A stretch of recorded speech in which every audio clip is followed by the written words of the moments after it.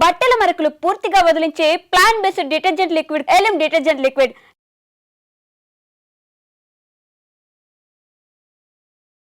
విమాన ప్రమాదం తర్వాత ఇప్పుడు అందరూ మాట్లాడుకుంటున్నటువంటి మాట, ఇప్పుడు సరే ప్రాణాలైతే పోయినాయి, కానీ ఒకవేళ ప్రాణాలు పోయిన తర్వాత ఇప్పుడు అందరు మాట్లాడుకుంటుంది ఏంటంటే అసలు ఇన్సూరెన్స్ ఏమొస్తుంది,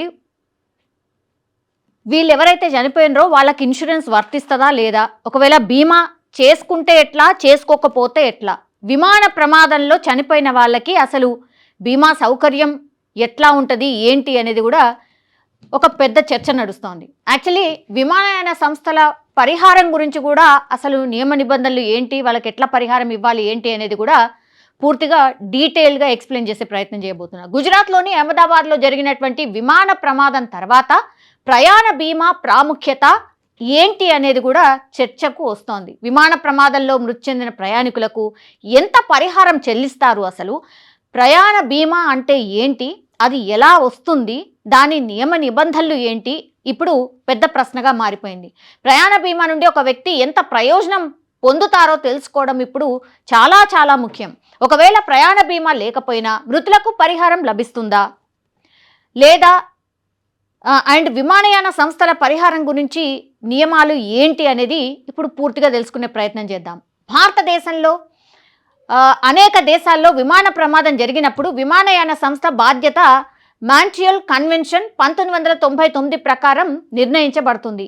ఈ అంతర్జాతీయ నియమ ప్రకారం ప్రమాదానికి ఎవరు కారణమైనా చనిపోయిన ప్రతి ప్రయాణికుడి కుటుంబానికి విమానయాన సంస్థ కనీసం 1.4 కోట్ల పరిహారం చెల్లించాలి.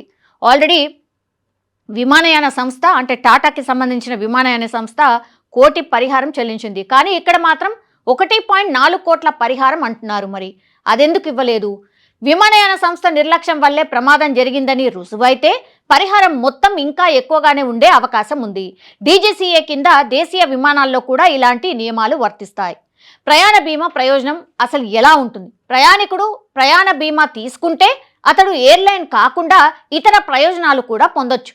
ఈ ప్రయాణ బీమా కింద ప్రమాదవశాత్తు మరణానికి 25 లక్షల నుంచి 1 కోటి వరకు కవర్, వైద్య అత్యవసర ఆసుపత్రి ఖర్చులపై క్లెయిమ్, సామాను కోల్పోవడం లేదా విమాన రద్దుపై క్లెయిమ్, 10 లక్షల వరకు వైకల్యానికి కవర్ ప్రయోజనం ఉంటుంది. కొన్ని పాలసీల్లో రోజువారీ హాస్పిటల్ నగదు ప్రయోజనం కూడా ఉంటుంది. అయితే ఇక్కడ గమనించాల్సిన విషయం ఏంటంటే మీరు విమాన ప్రయాణానికి ముందు బీమాను యాక్టివేట్ చేసుకుంటూనే అది చెల్లుతుందని గుర్తించాలి. ఇప్పుడు national, international as well as domestic flights. So flight ఎక్కుతున్నామంటేనే మీకు ఏ బీమా ఉండాలి, అసలు బీమా ఉండాలా లేదా అనేది ఇప్పుడు క్లియర్ కట్గా అర్థమవుతుంది. ఖచ్చితంగా మీకు బీమా ఉంటేనే ఇప్పుడు నేను చెప్పినటువంటివన్నీ కూడా వర్తిస్తాయి.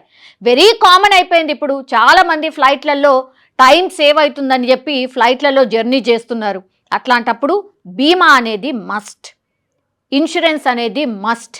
లేకపోతే మనం ఒకవేళ సరే చనిపోయినరు, ఈ ఇన్సిడెంట్లో మాత్రం చాలామంది చనిపోయినరు, చనిపోయిన వాళ్ళకు ఎట్లాంటివి వస్తాయి అనేది ఒక ఎత్తు అయితే, ఒకవేళ బతుకుంటే ఇప్పుడు మిరాకిల్ ఈయనొక్కైనా బతికిపోయిండు, ఇప్పుడు ఈయనకు బీమా ఉంటే నేను చెప్పినట్టుగా ఇవన్నీ కూడా వర్తిస్తాయి.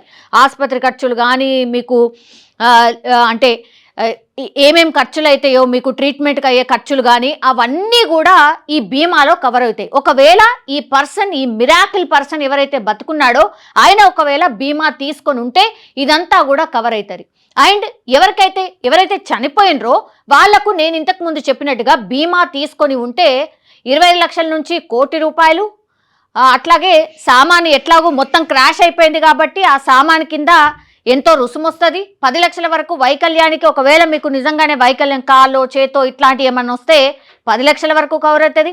కొన్ని పాలసీల్లో అయితే అసలు రోజువారీ ఖర్చులు కూడా చెల్లిస్తుంది. సో బీమా తీసుకుంటే ఇన్ని ప్రయోజనాలు ఉన్నాయి. బీమా ఎంత ఇంపార్టెంట్ అనేది మనం దీని ద్వారా తెలుసుకోవచ్చు. ఒకవేళ బీమా లేకపోతే ఏమవుతుంది? మాంట్రియల్ కన్వెన్షన్ ప్రకారం ఆఫీస్ ట్రిప్లో ఉన్నప్పటికీ ఎయిర్లైన్ నుండి పరిహారం పొందుతారు. దీనికోసం కంపెనీ గ్రూప్ ఇన్సూరెన్స్ పాలసీ నుండి ప్రయోజనం పొందొచ్చు. మీరు కంపెనీ తరఫు నుంచి మీరు జర్నీ చేస్తున్నారు, బీమా లేదు మీకు, అప్పుడు మీకు ఏం చేస్తారు? ఆఫీస్ ట్రిప్లో ఉన్నప్పటికీ కూడా ఎయిర్లైన్ నుండి పరిహారం పొందుతారు. ఎయిర్లైన్కి సంబంధించిన పరిహారం మాత్రమే మీరు పొందుతారు. Credit card travel insurance. ఇప్పుడు credit cards very very common అయిపోయినాయి, అందరికీ నార్మల్గా క్రెడిట్ కార్డ్స్ అయిపోయినాయి. కాబట్టి వాటికి సంబంధించిన ట్రావెల్ ఇన్సూరెన్స్ ఏంటి? టికెట్ అదే కార్డుపై బుక్ చేయబడిందో లేదో చెక్ చేయాలి. టూర్ ఆపరేటర్ లేదా గ్రూప్ టూర్ ద్వారా ప్రయాణించినట్టయితే గ్రూప్ ఇన్సూరెన్స్ సహాయపడుతుంది. సో ఇవన్నీ కూడా మనం ఖచ్చితంగా తెలుసుకోవాలి. ఎందుకంటే ఇప్పుడు flight journey very very common అయిపోయింది. ఇవన్నీ కూడా ఉన్నాయని అసలు ఎంతమందికి తెలుసు అనేది కూడా ప్రశ్నార్థకమే. సో ఇవన్నీ ఉన్నాయి. సో ఇవన్నీ తెలుసుకోవాల్సిందే ఎవరైనా సరే. ప్రయాణ బీమా ఖర్చు ఎంత? ప్రయాణ బీమా ఖర్చు మీ ప్రయాణ వ్యవధి కావచ్చు, గమ్యస్థానం కావచ్చు, వయస్సుపై ఆధారపడి ఉంటుంది. దేశీయ ప్రయాణానికి రోజుకు 30 నుంచి 100 ఖర్చు ఉంటుంది. వారం రోజుల పర్యటనకు 100 నుంచి 500 చెల్లించాలి. సో ఒకవేళ మీరు రోజువారీ ఖర్చు వెరీ ఫ్రీక్వెంట్లీ ఖర్చు చేస్తున్నారు అని అంటే దేశీయ ప్రయాణానికి రోజుకు 30 నుండి 100 ఖర్చు ఉంటుందట బీమాకి సంబంధించి. వారం రోజుల పర్యటనకు అయితే 100 నుంచి 500.